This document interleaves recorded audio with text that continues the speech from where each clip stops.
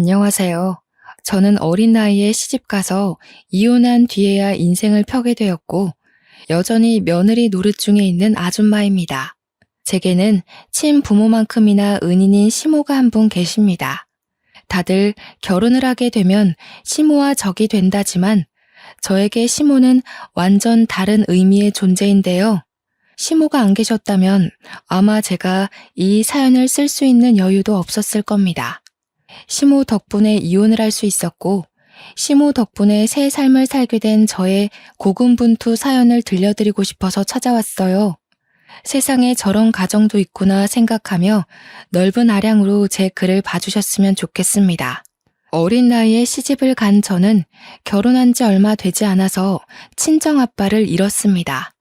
친정엄마는 제가 아주 어릴 적에 뇌경색으로 먼저 돌아가신 걸로 알고만 있었어요. 엄마를 전혀 기억하지 못할 나이였기에 아빠가 말해준 이야기로만 엄마의 이미지를 상상하곤 했죠. 친정아빠는 저를 데리고 아주 어렵고 가난하게 살았습니다. 돌아가실 때 제게 물려주는 재산은 없었지만 그렇다고 빚을 남기지도 않았어요. 아빠가 그렇게 악착같이 밤낮을 일했던 건 아무것도 줄 게 없는 제게 빚만큼이라도 물려주지 않기 위해서였을 겁니다. 저는 당연히 의무교육은 받고 컸지만 대학 같은 건 생각지도 못했고 20살이 되자마자 고깃집 알바를 해서 돈을 벌어야 했습니다. 그걸 친정아빠가 굉장히 미안했어요. 저에게만이라도 가난 때문에 피해보게 하는 일은 없도록 만들고 싶었다는데 저는 대학을 못 간 것이 친정아빠 탓이라고 생각하지 않아요. 대학은 제가 공부를 더 열심히 했다면 장학금을 받고 기숙사에 들어가 다닐 수 있는 부분이지 않습니까? 제 능력이 그만큼 대단하지 못해서 대학 못 가게 된 것이라 친정아빠 탓을 한 적이 없었거든요. 그래서 한 번씩 술 마시면 자책하는 아빠에게도 아빠 탓 아니라고 달래주었네요. 저는 나이 20살까지 크면서 한 번도 아빠에게 집안 환경에 대해 불평을 한 적도 없습니다. 아빠의 감사한 노력 덕분에 저는 가난 속에서 허덕이며 컸다는 느낌도 못 받았고요. 그런데 딱 한 번 제 인생을 탓하고 후회를 했던 일이 있었는데요. 그게 바로 결혼이었습니다. 예나 지금이나 저에게 결혼은 도려내고 싶은 경험이었어요. 결혼을 했을 때 그런 생각을 많이 했던 것 같습니다. 내가 만약 돈 많은 집 딸이었다면 좀 더 똑똑하고 현명하게 클 수 있지 않았을까? 나를 만만하게 보고 접근하는 사람들이 없지 않았을까 하는 생각들이요. 저는 고깃집 알바를 하면서 거기에 사장님과 결혼을 하게 되었는데요. 사장님은 당시 30대의 젊은 남자였습니다. 저랑은 9살 차이가 났어요. 당시 사장은 알바생들 중 저와 유독 친하게 지냈거든요. 그 이유가 제가 다른 알바생처럼 짧게 일하다 그만두는 알바생이 아닌 실하고 길게 일해주는 알바생이었기 때문이었죠. 그래서 저를 더 동생처럼 잘 챙겨주기도 했습니다. 집에 가서 먹으라고 남는 고기를 포장해주기도 하고 제 형편을 알기 때문에 한 번씩 비싼 고기도 포장해서 친정아빠랑 같이 먹으라고 건네기도 했어요. 어머 사장님, 이건 너무 많아요. 그리고 이거 비싼 거잖아요. 저는 삼겹살이면 돼요. 전 진짜로 삼겹살이 더 좋아요. 저희 아빠가 삼겹살에 소주 먹는 걸 진짜 좋아하거든요. 삼겹살까지 더 챙겨가면 되겠네. 너한테 주는 건 하나도 안 아까우니까 가져가. 네가 꾸준히 일해주는 덕분에 너만 있으면 가끔씩 바깥일이나 은행 업무도 보고 올 수 있었잖아. 이거 준다고 내가 금방 손가락 빨게 되는 건 아니다. 나도 넉넉하니까 챙겨주는 거지. 처음엔 마냥 공짜라는 생각에 좋아라 했는데 나중에 되니까 민폐가 아닌가 싶더라고요. 그래서 결국 사장님한테 돈을 지불하려고 했는데 사장님이 정색하면서 우리 사이에 돈을 왜 주고받냐고 하대요.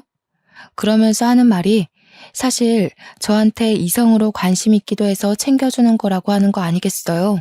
장사 때문에 제대로 밖에서 만나볼 시간도 없었지만 그래도 내가 꽤 괜찮은 놈이거든?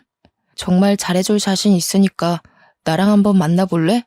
난 제법 오래전부터 널 마음에 두고 있었어. 든든한 우리 친정아빠처럼 또 다른 매력으로 제게 소나무 같은 버팀목이 되어주던 사장님이었는데 그런 고백을 받으니까 제가 흔들릴 수밖에 없더라고요. 그렇게 서로를 향한 정이 결혼까지 이어질 줄은 몰랐습니다. 저는 23살 나이에 시집을 갔어요. 무엇보다 친정아빠가 제 결혼을 무척 기뻐하셨습니다. 결혼식이 끝나고 신혼여행을 떠나기 전 제 남편 손을 꼭 잡고서 해주신 말이 있었어요. 우리 딸 잘 부탁하네. 자네만 믿을게. 내가 우리 귀한 딸 두고 늘 마음이 불안해서 뭘 제대로 할 수가 없었는데 이제야 마음 편히 내 일을 볼 수 있겠어. 우리 애가 아직 어려서 많이 서툴 거야. 너그럽게 이해해주고 좀 많이 가르쳐주게. 곧 자라는 애니까 많이 보듬어주고. 또 힘든 게 있어도 말을 잘 안 할 때가 많아. 자네가 먼저 알아봐주고 다독거려줬으면 좋겠어. 물론입니다. 그런 건 전혀 걱정 안 하셔도 돼요. 장인어른께선 걱정 마시고 앞으로 편하게 일 보시면 되세요. 한 번씩 꼭 인사드리러 갈게요. 신혼여행 다녀오고 나서도 들릴 테니까 약속 잡으시면 안 돼요? 그날 친정아빠가 제게는 별다른 말 없고 그냥 아빠 딸로 태어나게 해서 미안하다는 말만 했습니다. 무슨 그런 말을 하냐고 타박을 했더니 아빠가 그냥 웃기만 하면서 안아주더라고요. 정말 사랑하는 아빠지만 그래도 포옹을 해본 건 그날이 처음이었어요. 그리고 그게 아빠와 마주한 마지막 시간이었다는 걸 상상도 하지 못했죠. 저희는 가게를 매니저한테 맡기고 한 달 동안 신혼여행을 즐겼습니다. 남편이 아시아 일주를 해보고 싶다고 해서 한 달을 바쁘고 알차게 보냈어요. 솔직히 제 인생에서 가장 화려한 날들이긴 했습니다. 그리고 신혼여행을 마치고 한국으로 귀국을 한 날, 저는 공항에 마중 나온 친척들에게 친정아빠가 돌아가셨다는 얘기를 듣게 되었어요.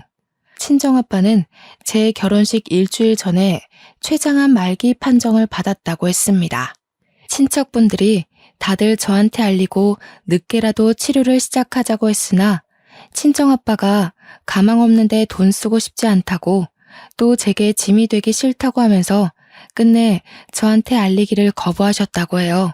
그 소리를 듣고 친척들과 함께 정신 놓고 달려간 곳은 병원이 아닌 빈소였습니다. 벌써 이틀째 진행된 친정아빠의 장례는 저에게 큰 충격을 안겨주었습니다.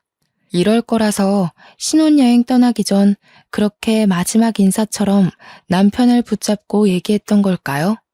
친정아빠 혼자서 저에게 마지막 인사를 나누고 멋대로 마음을 정리해버렸던 거겠죠? 왜 나한테 아빠와 함께 할 수 있는 시간을 주지 않았는지 원망스러웠고 마지막 인사도 못하고 얼굴도 못 보고 떠나버렸는지 너무 밉기만 했습니다. 벌써부터 아빠 얼굴이 생각나지 않는 것 같아 무섭기도 했고요. 그날 믿을 수 없는 사실에 아빠 사진 아래서 얼마나 오열을 했는지 모릅니다. 발인을 할 때는 끝내 그 자리를 끝까지 지키지 못하고 잠깐 혼절을 해버렸던 걸로 기억해요. 그렇게 저는 하나밖에 없던 가족을 잃고 새로운 가족을 얻었습니다. 일찍부터 시작한 부부 생활은 모든 것이 서툰 것 투성이었어요. 빨래나 아빠가 사놓은 반찬으로 밥만 먹었지 살림이라고 해봤자 자취생 수준 정도로만 할 줄 아는 게 다였거든요. 그래도 친정아빠의 조언 덕분인지 남편이 제게 괜찮다고 차차 배워나가면 된다고 많이 위로해 주었습니다. 남편은 고아가 되어버린 저와 달리 제게 정말 과분한 사람이었는데요. 시댁도 원래 이렇게까지 좋은 아파트에 산 것은 아니었다고 남편 장사가 잘 되어 형편을 폈다고 하더라고요.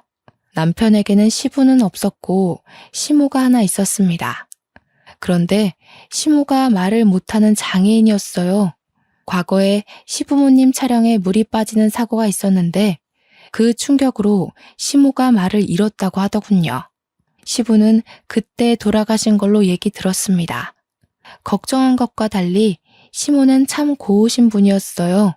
말은 못하지만 제가 어린 나이에 고생하지 않길 바랬는지 늘 목에 걸고 있는 수첩에다가 그만 들어가서 쉬라는 말을 많이 적어서 보여줬습니다.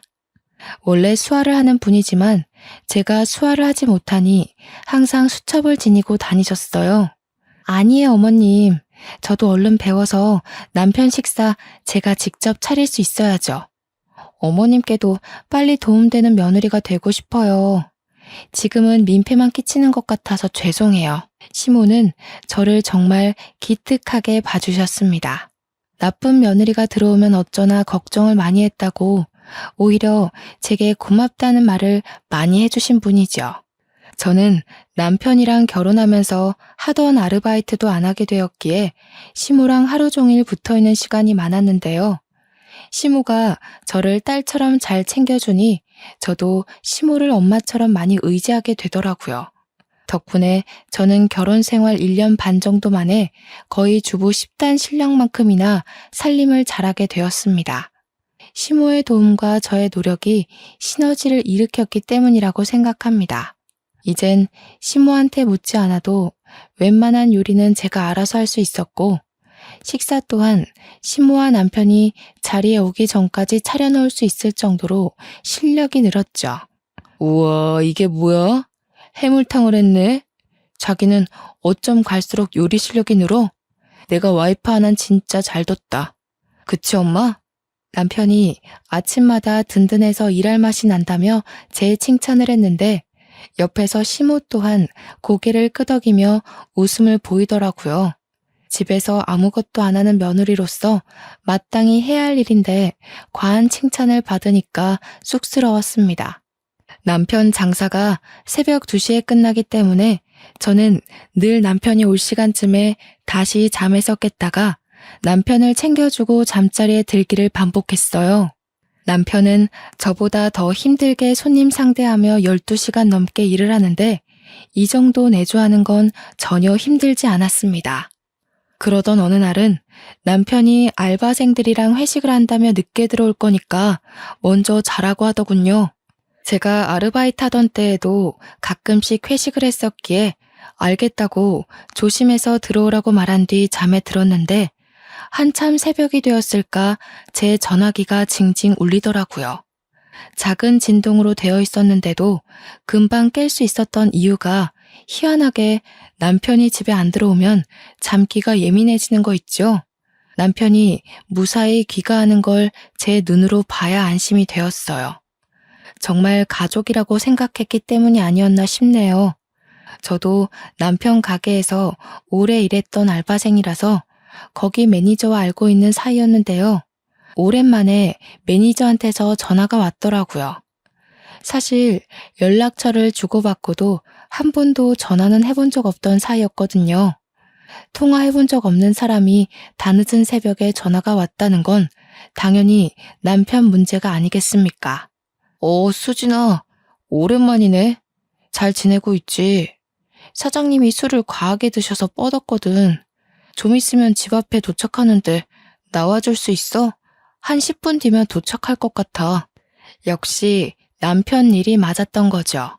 남편은 회식이 있더라도 한 번도 술 먹고 기절해 본 적 없던 사람이거든요. 너무 놀라서 저는 얼른 옷을 챙겨 입고 밖으로 나갔습니다. 잠시 기다리고 있었을까? 얼마 뒤 차 한 대가 아파트 입구에 섰고 보조석에 앉아있던 매니저가 내리더니 인사를 해왔습니다. 저희는 오랜만에 보는 거였는데도 안부 인사 나눌 정신 없었어요. 뒷좌석 문을 열고 남편을 꺼내기 바빴죠. 그런데 남편 혼자 있는 줄 알았던 뒷좌석에 어떤 여자 알바생이 함께 타고 있더라고요. 한눈에 봐도 예뻤고 화려한 타입이라는 게 드러날 정도로 미인이었습니다. 급하게 나왔다지만 파자마 잠옷에 바람막이 외투 하나 걸치고 있는 제 모습과는 차원이 다른 여성성이었죠. 어머, 안녕하세요. 사장님 와이프신 거죠? 저 이번에 사장님 가게에서 일하게 된 알바생이거든요. 오늘 제 환영회 하느라 오빠가 좀 거하게 마셨어요. 늦게 보내드려서 죄송해요. 제 남편을 오빠라고 부르는 것도 기분 나쁜데 자기가 뭔데 제 남편을 보낸다 만다 하는 건지. 괜히 마음에 안 들어서 대꾸도 안 하고 그냥 고개만 끄덕했습니다. 매니저가 친히 엘리베이터까지만 남편을 실어주고 제가 이만 가보라고 해서 떠났어요. 저는 혼자 무거운 거구의 남편을 겨우 부축하여 집에 들어갔는데요. 잠자던 어머님이 제가 나가는 소리를 들었던 건지 미리 현관 앞까지 나와 있더라고요. 시모는 급하게 종이에다 메모를 적어 제게 보여줬습니다. 뭐하다 이렇게 술을 퍼마셨냐고 물었어요. 아이고, 어머님 깨셨구나. 조용히 나간다는 게 그만 큰 소리 냈나 보네요. 죄송해요. 남편이 오늘 회식 있었거든요. 기분 좋은 일 있었는지 평소랑 다르게 많이 마셨나 봐요. 남편을 침대로 옮기는 데에 시모까지 나서서 도와줬고 시모는 바로 방으로 돌아갔습니다. 저 혼자서 남편 옷을 벗기느라 2차전을 벌이고 있던 중이었는데요. 남편이 자꾸 뭐라고 중얼중얼 거리는 겁니다. 이렇게까지 취한 걸 본 적이 없어서 여전히 낯설었어요. 완전 인사불성이 되면 혼잣말을 하는 주정이 있나 봅니다. 도대체 뭐라고 하는 건지 궁금해서 옷을 벗기면서도 남편 말에 신경을 기울이고 있었거든요. 그 주정을 자세히 듣자마자 덜컹 심장이 내려앉은 거 아니겠습니까? 남편이 자꾸 누군지 모를 여자 이름을 자꾸 중얼거리는 겁니다. 자세히 들어보니까 현정이라는 이름이었어요. 착각이겠지, 잘못 들은 거라 치부하고 싶었지만 남편은 제가 옆에서 눈을 감기 전까지 계속 현정이라는 이름만 불렀습니다. 그 때문에 신경이 쓰여서 거의 밤잠을 설쳤네요. 결국 다음날 남편한테 꿀물을 타주면서 현정이가 누구냐고 물어보게 되었습니다. 그러자 남편이 캑캑 사례가 들리더니 정신 번쩍 든 얼굴로 저를 쳐다보더라고요. 그러면서 그게 누구냐고 오히려 모른 척하대요. 당신 어제 술 먹고 와서 내내 현정이라는 사람만 찾았어. 모르는 사람 이름을 그렇게나 부른다고? 그것 때문에 내가 밤잠을 다 설쳤는데? 뭐래, 들었겠지. 쓸데없는 소리 말고 콩나물국 좀 끓여줘. 오랜만에 거하게 마셨더니 계속 속이 안 좋아. 그리고 나 씻고 바로 나가봐야 돼. 또 나간다고? 당신 집에 들어온 지 6시간도 안 넘었어. 아직 출근 시간도 아니잖아. 나중에 어머님 병원 가야 되는데 우리 안 태워다 줄 거야? 당장 가봐야 되는 일이야? 바깥일 하는 사람이 어디 직장에만 일이 있겠어? 다른 약속 있어. 엄마 병원은 당신이 택시 타고 다닐 수 있잖아. 택시비 줄게. 남편은 제게 카드를 쥐어주면서 아침밥도 안 먹고 그대로 불이 나게 씻고 나가버렸습니다. 뭔가 자리를 계속 피하려는 느낌이 들었어요. 그나마도 시모 병원 간다고 뒷전이 되어버렸지만요. 시모는 저와 함께 주기적으로 어장의 재활치료를 받으러 다녔는데요. 시모 말로는 혼자서 병원 다니실 때보다 저랑 같이 다니니까 의지도 되고 힘도 난다고 하더라고요. 의사도 시모가 옛날에 비해 언어를 이해할 수 있는 능력이 많이 향상되었다고 했습니다. 뇌 기능에 문제가 생긴 거라 완전 일반인까지 회복된 건 아니었지만 일상생활에 큰 어려움은 없을 거라고 하네요. 너무 기쁜 나머지 그날 시모와 함께 시모가 좋아하는 팥칼국수를 먹으러 갔던 기억이 납니다. 시모가 자기는 면을 잘 안 먹는다고 저한테 덜어주면서 전부 저 덕분에 몸이 많이 좋아진 거라고 또 고맙다고 하는 거 있죠? 어머님, 자꾸 그렇게 고맙다 하시면 저 버릇 들어요. 저한테 꾸짖을 거 있으면 과감하게 말씀해 주세요. 전 어머님 마음 불편하게 만들고 싶지 않거든요. 식사를 마치고 시모가 이끄는 대로 따라갔는데 그곳은 시장 한가운데 있는 웬 도자기 집이었습니다. 그릇이 필요한가 해서 들어가 봤더니 그게 아니라 저한테 도자기 반지를 하나 선물해 주더라고요. 시모가 과거에 한 번씩 시장 올 때마다 들렸던 곳이라고 이 도자기 집이 전부 수제라서 반지도 바로 그 자리에서 제작을 해준대요. 너무 진귀한 선물이라서 저 또한 시모에게 선물을 해주겠다고 하여 저희 둘은 나란히 반지를 맞추고 나왔네요. 그리곤 함께 장볼거리 좀 산 뒤에 시장을 빠져나왔고 근처가 남편 일하는 곳이라 한번 들리기로 했습니다. 남편 가게까지 거의 다 왔을 때쯤 알아챘는데요. 제가 깜빡하고 산 걸 두고 와버렸지 뭡니까. 시모한테 남편 가게 안에 들어가 있으라고 하고 급히 3분 거리의 시장으로 다시 돌아갔습니다. 금방 갔다가 왔더니 시모가 저한테 달려오고 있는 거 아니겠어요? 느닷없이 제 손을 붙잡아 당기며 집에 가려고 하더군요. 어머님, 어디 가세요? 남편 만났어요? 남편한테 고기 좀 얻어가려고 했는데. 잠깐만요. 제가 남편한테 빨리 말하고 올게요. 시모가 자꾸 제가 하는 말에 손사래만 치면서 계속 집에 가자고 당기는 겁니다. 그때 남편 가게를 앞을 그냥 지나치게 되었는데 스쳐가는 상태로 안을 슬쩍 봤거든요. 순간 제 눈에 무언가가 포착되었지 뭡니까. 손님 몇 없는 테이블 사이로 카운터 쪽에서 웬 남녀가 사이좋게 손을 맞잡으며 노닥거리고 있는 걸 똑똑히 본 거죠. 시모가 당기는 바람에 금세 지나쳤지만 온몸에서 반응하는 촉이 저를 불안하게 만들었습니다. 저는 결국 저를 꼭 잡는 시모와 실랑이를 벌이면서 시모를 놓고 가게로 돌아갔어요. 아니나 다를까 지난번 집 앞에서 본 여자 알바생과 남편이 휴대폰을 같이 보면서 키득거리고 있는 거 아니겠습니까? 그것도 완전 커플이 몸을 부대끼고 있는 모습처럼요. 저는 주변 사람들이 쳐다보건 말건 신경도 안 쓰고 냅다 소리를 질렀습니다. 여보! 하고 고함을 쳤더니 남편이 깜짝 놀라서 저를 발견했고 그대로 알바생을 밀치더라고요. 여자 알바생이 중심을 잃고 넘어지면서 엉덩이를 박았는데 금세 또 알바생을 부축하며 챙겨주었습니다. 그리고는 저한테 와서 우선 밖에서 얘기하자며 저를 끌고 가게를 나가려 했어요.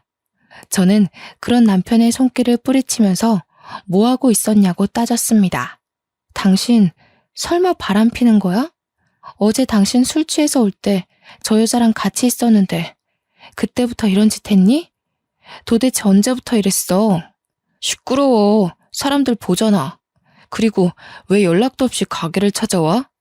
여기가 왔다 갔다 놀러 다니는 놀이터인 줄 알아? 쓸데없는 소리 말고 집에 가 있어. 집에 가서 얘기해. 내가 이대로 집에 가면 일이 더 커질 거란 생각은 안 해?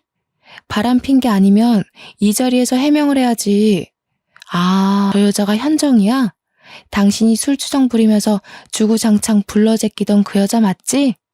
저는 남편을 밀치고 나가 그 여자 알바생한테 이름을 물었습니다. 알바생이 당황해서 말해주지 않고 있던 때에 어수선한 분위기에 주방에서 나온 매니저가 저를 발견하고 반갑게 인사를 하더군요. 그래서 제가 바로 매니저한테 여자 알바생 이름이 현 맞냐고 물어봤죠. 상황을 모르던 매니저는 당연히 고개를 끄덕였고 저는 그대로 남편을 째려봤습니다. 그때 시모가 허둥지둥 들어와서는 저를 잡아당기며 얼른 집에 가자고 또 재촉을 했는데요. 남편이 이번엔 시모한테로 화살을 돌리는 거 아니겠어요? 엄마, 내가 병원 갈 때 이쪽으로 지나다니지 말랬잖아. 미리 말해줬는데 그새 까먹었어? 하여튼 머리가 망가지니까 답답한 짓만 계속하네. 나만 속 터지지 나만. 남편이 언성을 높이자 시모가 남편한테 미안하다고 두 손을 싹싹 빌었습니다. 그러면서 시모가 다시 저를 끄집어 당겼어요. 그런데 곰곰이 생각해보니까 남편 말이 좀 이상하더라고요. 이쪽으로 지나다니지 말랬다고요? 그런 경고를 시모한테 미리 얘기를 했다는 건 이미부터 이런 수상쩍은 짓을 하고 다녔다는 거 아닌가요? 제가 그걸 눈치채고 다시 남편한테 따지고 물었더니 당황한 남편이 영업방해로 신고하기 전에 나가라고 협박을 하기 시작하더군요. 그러면서 저와 시모를 힘으로 몰아냈고 계단이 있는 것도 고려 안 한 채 무작정 밀어붙이는 탓에 시모가 발라당 바닥을 굴렀습니다. 지나가던 사람들이 놀라서 시모를 살폈고 가게 안의 사람들도 그제서야 일어나서 남편을 동영상 찍기 시작했어요. 화가 잔뜩 난 저는 시모를 살펴주다가 들고 있던 두부로 냅다 남편 머리통을 후려쳤고 그걸로 모자라서 봉지에서 두부를 꺼내 남편한테 패대기를 쳐버렸어요. 뭘 잘했다고 네 엄마를 그렇게 사정없이 밀어버려. 유부남이 대낮에 사람들 보는 앞에서 바람피는 게 잘한 짓이야? 네가 그러고도 어머님 아들이라 말할 자격이 있어? 아이씨, 내 돈으로 먹고 자고 싸고 치료까지 받으면서 그럼 그건 누가 효도하는 건데? 이렇게까지 해줬으면 나머지는 당신이 며느리로서 해야 되는 거 아니야? 그러게, 내가 좋게 말할 때 집에 돌아갔으면 이 꼴은 안 당했을 거 아니야? 남편의 호통은 사람들의 주의를 모으기 충분했고 남편은 제 분에 못 이겨 우리를 내버려 두고서 가게의 깊숙한 곳으로 들어가 버렸습니다. 하는 수 없이 저는 시모를 챙겨 집으로 돌아왔는데 시모가 저한테 계속 미안하다고 계속 메모를 적어주더군요. 알고 보니 시모는 남편이 바람피고 있는 걸 진작에 알고 있었더라고요. 아들이란 이유만으로 또 며느리인 내가 상처받길 원치 않아서 모든 걸 모른 채 입 다물고 있었다고 자백했습니다. 어머님, 저 너무 화나요. 솔직히 어머님한테도 배신감 느끼고요. 차라리 다 말해주시지. 그럼 제가 어머님한테만큼은 이렇게까지 배신감 느끼지 않았을 거예요. 전 어머님 너무 좋아했는데 역시 핏줄 앞에선 진심도 아무 소용이 없네요. 저 혼자 어머님을 엄마로 생각했나 봐요. 하긴 아들보다 며느리가 좋은 시어머니가 어딨겠어요. 어머님, 저 때문에 부담스러우셨겠어요. 이젠 저한테 신경 끄셔도 돼요. 저도 그럴 테니깐. 그날 저는 결혼하고서 난생 처음 시모에게 상처 주는 말을 서슴지 않고 해버렸습니다. 시모가 저를 붙들고 미안하다고 사과를 했지만 용서를 받아주지 않고 외면을 했어요. 그렇다고 가진 돈이 없는 제가 바로 집을 나갈 수 있는 건 아니었습니다. 생계 때문에 당당하게 이혼하자는 소리도 꺼내지 못하고 이대로 남편과 냉전 상태만 유지했죠. 그러다 돈 없는 제가 끝내 이혼 결심을 한 계기가 생겼는데요. 바로 친정아빠의 첫 기일날이었어요. 남편과 사이가 안 좋더라도 장인어른 기일은 남편한테 알려줘야 할 것 같아서 막 일하러 출근한 남편한테 전화를 했거든요. 그런데 웬 여자가 받는 거 아니겠습니까? 바로 그 문제의 알바생 상간녀였어요. 네, 사장님 커피 사러 갔는데 뭐라고 전해드릴까요? 근데 사모님, 그 전에 제가 궁금한 게 있는데요. 오빠가 사모님한테 마음 뜬 거 알면서 왜 계속 붙어 있어요? 혹시 돈 보고 자존심 없이 참고 살고 있는 거예요? 뭐라고요? 그쪽이야말로 가게에서 개망신 당해놓고 왜 아직 내 남편이랑 만나요? 생각 똑바로 바뀐 사람이면 그 가게에서 일 그만둬야 되는 거 아닌가요? 어머, 설마 저랑 오빠가 그날 소동 때문에 사이가 틀어진 줄 알았어요? 순수하기도 하셔라. 사모님이 생각하시는 것보다 저랑 오빠 꽤 돈독한 관계예요. 특히 오빠가 저한테 푹 빠져있네요.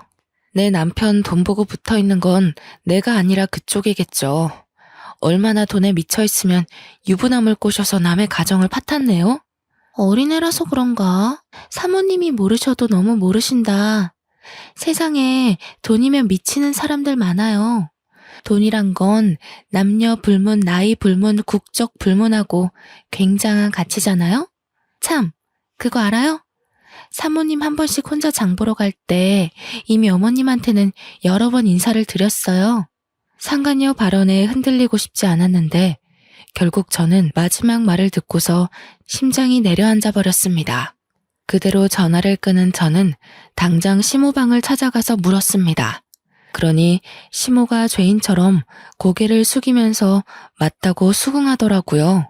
제게는 그것이 정말 청청병력 같은 소식이었고 결국 저는 그 자리에서 이혼을 결심해버렸죠. 여기서 더 실망하게 된다면 저 어머님한테 해코지하고 싶을지도 몰라요. 어머님 변명 더는 안 듣고 싶으니까 메모 적지 마세요. 제가 이 집을 나가는 게 맞았어요. 가진 게 없어서 남편이랑 상간녀 소송할 돈이 없다는 게 진짜 너무 서럽네요. 그렇게 저는 남편에게 이혼을 요구했고 집을 나설 때 합의 이혼서에 도장을 찍었습니다. 제출은 시간 많은 제가 하기로 했고 남편은 저를 전혀 붙잡지 않았어요. 그날 제가 난리친 덕분에 남편 가게 이미지가 인터넷에서 소문이 쫙 나버리는 바람에 매출이 뚝 떨어졌거든요. 그래서 남편은 제 꼴을 진작에 보고 싶지 않아 했습니다. 이혼을 하게 되면 저는 남편보다 더한 가난을 얻게 되겠지만 몇 없는 짐과 재산 분할로 제게 떨어질 돈만 있는 걸로 만족하기로 하고 집을 나가게 되었어요. 제가 집을 나가는 당일 시모가 저를 방으로 불렀는데요. 솔직히 시모가 미워도 그동안 엄마라고 생각하고 믿고 의지했기에 시모를 두고 가는 것이 마냥 편치만은 않았습니다. 아니나 다를까 시모도 마찬가지였나 봅니다. 제게 밤새 쓴 것 같은 긴 내용의 편지를 건네더라고요. 그러면서 웬 검은 봉지 하나까지 챙겨주셨는데 그건 받지 않으려 했지만 시모가 무작정 제 가방에 쑤셔 넣었습니다. 시모를 향한 저의 진심은 절대 가짜가 아니었고 그렇기 때문에 받은 상처는 더없이 깊어서 시모가 챙겨주는 물건들이 달갑지 않더군요. 꺼내보지도 않고 그냥 집을 나와 버렸습니다. 시모가 베란다에서 저를 내다보는 게 느껴졌지만 끝내 인사도 안 하고 돌아보지도 않았어요. 다시는 볼 수 없는 가족일 테고 좋게 작별하는 것도 아닌데 뭐하러 인사를 하겠습니까? 그렇게 제가 가장 먼저 찾은 곳은 결혼하기 전 친정아빠와 살던 곳이었습니다. 진작에 집을 팔긴 했지만 빈민촌이라서 아직 계약한 사람이 없더라고요. 거의 공가 수준으로 방치되어 있었어요. 집 안에 들어가 대문 올라가는 계단에 앉은 저는 한참 멍 때리다가 시모가 줬던 편지를 꺼내봤습니다.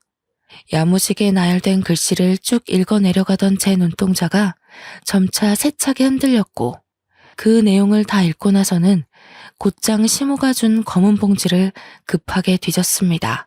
편지에는 처음부터 끝까지 시모의 자책이 담겨 있었는데요.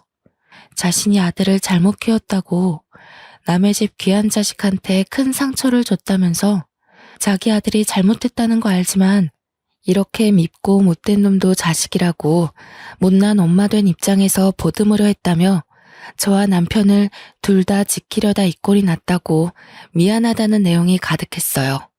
그러면서 마지막 추신에 그동안 딸이 주는 사랑 알게 해줘서 고맙고 우리 창창하고 예쁜 며느리가 앞으로 하고 싶은 일 하면서 건강하게 살았으면 좋겠다고 내가 가진 게 이것밖에 없으니 이 돈으로 자기 아들 소송하라며 돈을 조금 넣었다고 하는 겁니다.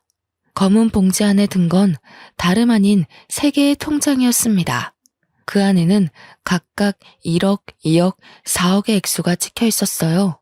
그런데 중요한 건 통장 중에 명의 하나가 제 이름으로 되어 있는 거 아니겠습니까? 그 말은 본래 가지고 있던 2개의 통장과 다르게 나머지 하나는 일부러 저를 주기 위해 만들었다는 거잖아요. 어떻게 이럴 수가 있는 걸까요? 제가 얼마나 모진 말을 했는데 남편의 불륜을 알아채고 난 후부턴 시모에게 따뜻한 눈길마저 준 적 없었단 말입니다. 병원 가는 시모를 혼자 내버려뒀고 또 한 번 같이 먹지 않았어요. 그런데 어떻게 저한테 이 큰 돈을 덜렁 줄 수냐 있냔 말인가요? 시모는 그렇게 못된 짓을 한 제가 밉지도 않았던 걸까요? 어째서 시모는 제가 아는 시모의 모습 그대로 저를 기다리고 있었던 거죠? 너무 어린아이 같았던 제가 창피하고 진심으로 엄마였던 시모의 마음에 너무 죄송해서 한동안 그걸 쥐고 얼마나 울었는지 모릅니다. 날이 밝을 때 그 집을 나왔는데 나 저무도록 곶가에 앉아 울었던 걸로 알아요. 결국 저는 다시 시모가 있는 집을 찾아갔습니다. 그 쓰레기 같은 집에서 시모를 빼내오기로 마음을 돌려먹은 거죠. 집에 갔더니 제가 나간 걸 알고 살판난 남편이 그새 상간녀를 들였지 뭐예요. 제가 집을 나간 게 12시간도 안 되었는데 얼마나 이 순간을 기다렸으면 그새 상간녀를 집까지 들였을까요? 어차피 남이 될 남편 그냥 무시하고서 저는 바로 시모 방을 찾았습니다. 시모는 방구석에 앉아서 저와 찍었던 사진을 정리하고 있더라고요. 저는 진작에 빼버린 도자기 반지도 시모는 여전히 끼고 있었습니다. 제가 방문을 열자마자 저를 발견한 시모가 깜짝 놀라셨는데요. 저는 설명도 없이 당장 시모의 짐을 챙기기 시작했어요. 챙기고서 시모 손을 잡고 신발을 신겨주는데 그때 남편이랑 상간녀가 다시 모습을 드러냈습니다. 뭐야 당신? 우리 엄마 데리고 뭐 하는 거야?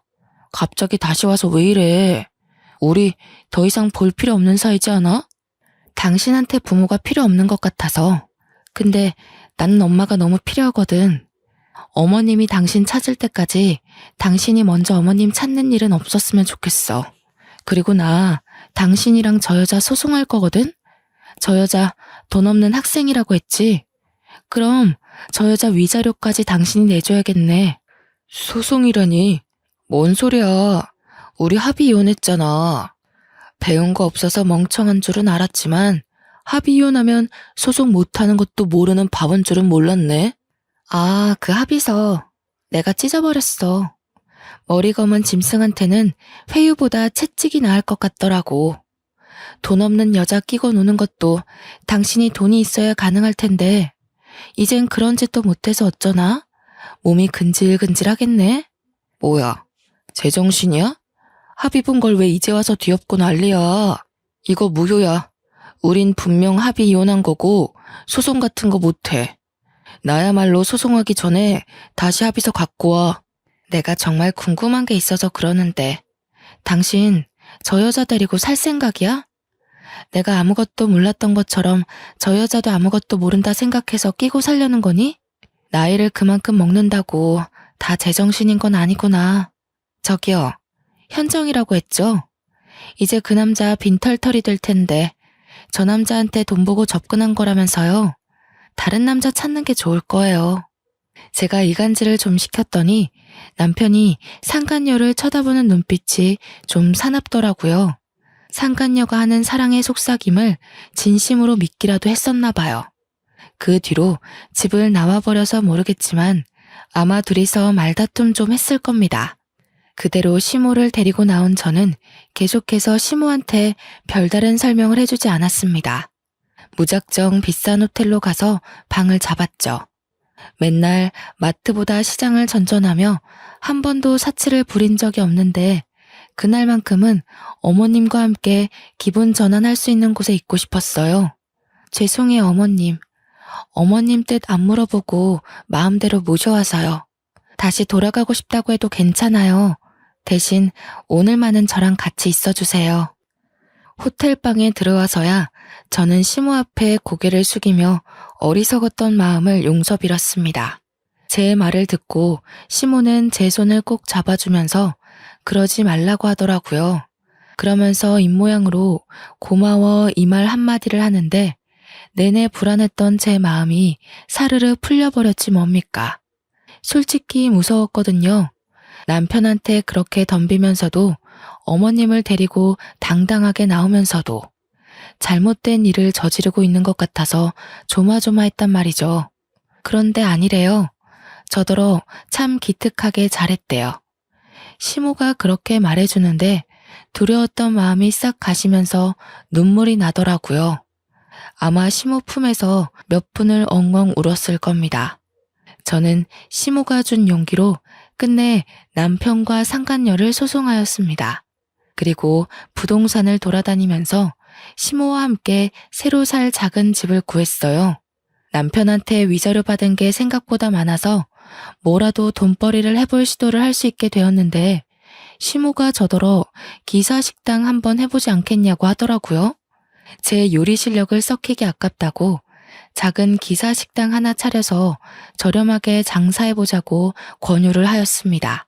제가 어머님한테 요리를 배운 사람이니까 어머님 손맛도 당연히 장난 아니거든요. 그걸로 자리만 잡는다면 나쁘지 않게 살아갈 수 있을 것 같아서 저는 시모의 뜻을 따르기로 했습니다.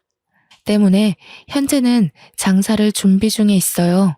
언제까지 시모가 제 곁에 있을지 모르겠지만 만약 어머님이 다시 아들 곁으로 가고 싶다고 하면 그땐 정말 미련 없이 보내줄 생각이에요.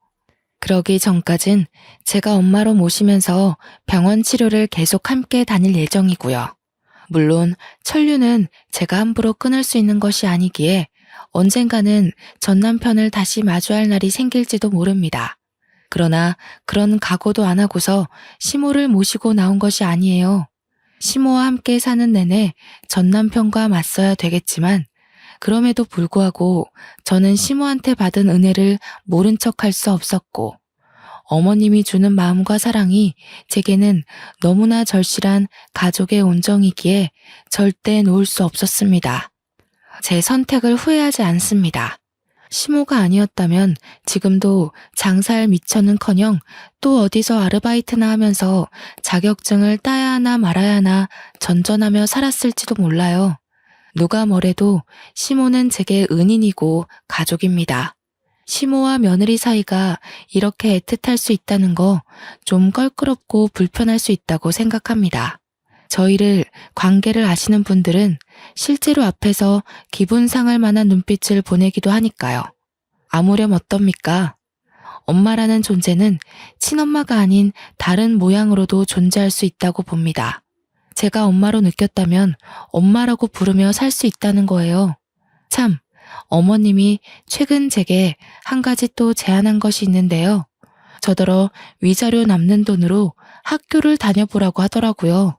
제 나이가 이제 막 26살이 되었습니다. 고등학교 졸업한 지도 6년이 지났고 책 안 읽은 지도 너무 오래됐는데 갑자기 공부를 하는 게 어떠냐고 해서 좀 당황했어요. 어머님은 제가 아직 어려서 앞으로 세상 풍파를 겪을 날이 더 많아질 거고 나쁜 목적을 가진 사람으로부터 스스로를 지킬 수 있는 사람이 되려면 공부를 해야 된다고 하더군요. 그러면서 자기가 언제까지 목숨이 붙어 있을지 모르니 제가 홀로서기를 할 수 있는 능력을 길렀으면 좋겠다고 했습니다. 그 소리를 처음 들었을 땐 무슨 그런 말을 하냐고 시모를 나무랐는데 생각해보니 시모의 말이 틀린 것 없더라고요. 그래서 최근에는 수능 문제집을 샀습니다. 대학 입학까지 얼마나 기간이 걸릴지는 모르겠으나 장사를 같이 하면서 틈틈이 공부를 해볼 계획입니다. 검색을 하다가 우연찮게 알게 된 건데 수화 언어학과가 있더라고요. 그걸 본 날부터 제게는 수화 통역사라는 꿈이 생겼어요. 학교 다닐 때도 목표 같은 것 없던 제가 난생 처음 되고 싶은 직업이 생겼다는 겁니다. 이 모든 마음가짐도 다 지금의 어머님 덕분이었죠. 열심히 공부해서 훌륭한 수화 통역사가 되어서 시어머니한테 제대로 효도하고 시모와 더 깊은 감정을 공유할 수 있는 사이가 될 거예요. 성인이 되자마자 결혼이라는 짧고 굵은 고비를 넘겼는데 왜 그랬을까 너무 후회가 되면서도 한편으로는 시모를 만날 수 있게 된 기회가 된 것이라 행운을 얻었다고 생각합니다. 뭐든 하나를 얻으면 하나를 잃을 수밖에 없다는 걸 뼈저리게 깨우친 것 같아요. 제 사연을 듣고 계신 모든 청취자분들께서도 혹시 잃은 것이 있다면 그걸로 너무 좌절하지 말았으면 좋겠습니다. 금방 기쁘게 일어설 수 있는 기회가 생길 거라고 믿어도 되니깐요. 제 사연은 이쯤에서 끝마치도록 하겠습니다. 이렇게 마무리하는 게 맞는지 모르겠어요. 처음 써보는 것이라 부족한 부분이 많았을 거라 생각이 드네요. 뭐든 역시 처음은 서툴 수밖에 없나 봅니다. 그럼에도 불구하고 시간 내서 얘기를 들어주신 모든 분들께 감사 인사를 전합니다.